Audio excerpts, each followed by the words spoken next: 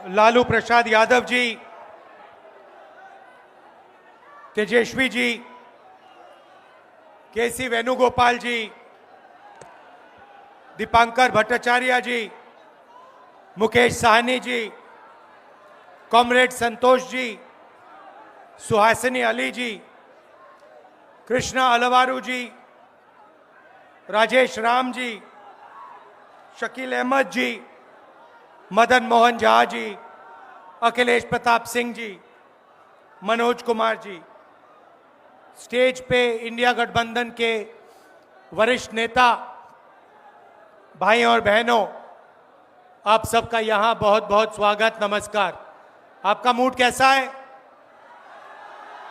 ठीक है। देखिए, ये संविधान को बचाने की लड़ाई है। पूरे हिंदुस्तान में आरएसएस और बीजेपी संविधान को मिटाने की कोशिश कर रहे हैं। हर चुनाव में नरेंद्र मोदी जी, बीजेपी जीतती है। जहां भी देखो चुनाव होता है, ये जीतते हैं। महाराष्ट्र में सारे के सारे जो ओपिनियन पोल्स थे वो कह रहे थे कि इंडिया गठबंधन महाराष्ट्र में चुनाव जीतेगा। लोकसभा के समय हमारा गठबंधन महाराष्ट्र में चुनाव जीतता है। उसके 4 महीने बाद उसी महाराष्ट्र में बीजेपी का गठबंधन स्वीप करता है, चुनाव जीतता है। हमने थोड़ी सी इंक्वायरी की, पता लगा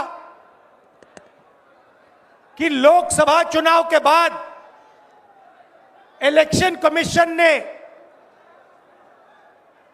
महाराष्ट्र में जादू से 1 करोड़ नए वोटर पैदा कर दिए। लोकसभा में और विधानसभा में 1 करोड़ वोटरों का फर्क था। और भाई और बहनों, जहां भी ये नए वोटर आए, वहां पर बीजेपी का गठबंधन जीता। हमारा 1 वोट कम नहीं हुआ। हमारे गठबंधन को जितने वोट लोकसभा में मिले, उतने ही वोट हमें विधानसभा में मिले। बीजेपी को सारे के सारे नए वोटरों के वोट मिले और वो चुनाव जीते। हमने शिकायत की, इलेक्शन कमीशन से कहा, उनको कहा हमें वीडियोग्राफी दिखाओ। इलेक्शन कमीशन ने मना कर दिया। उसके बाद हमने इंक्वायरी शुरू की। कर्नाटक में 1 लोकसभा 1 विधानसभा में हमने इंक्वायरी शुरू की। सारे के सारे रिकॉर्ड निकाले और एक रिकॉर्ड को दूसरे रिकॉर्ड से कंपेयर किया। भाई और बहनों, पता लगा कि एक विधानसभा में 1 लाख से ज्यादा वोट चोरी हुए। और इन वोटों के कारण लोकसभा की सीट कर्नाटक में बीजेपी जीती। हमने ये प्रेस कॉन्फ्रेंस में कहा, इलेक्शन कमीशन ने मुझसे एफिडेविट मांगा और किसी से एफिडेविट नहीं मांगा।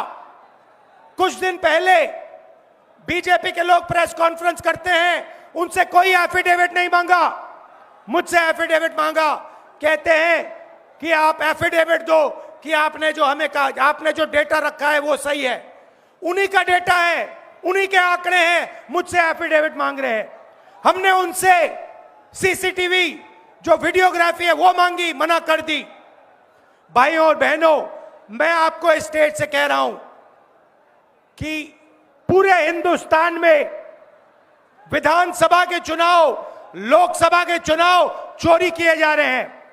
और इनकी आखिरी साजिश यह है कि बिहार में एसआईआर करके नए वोटरों को जोड़कर, वोटरों को काटकर ये बिहार का चुनाव चोरी करें।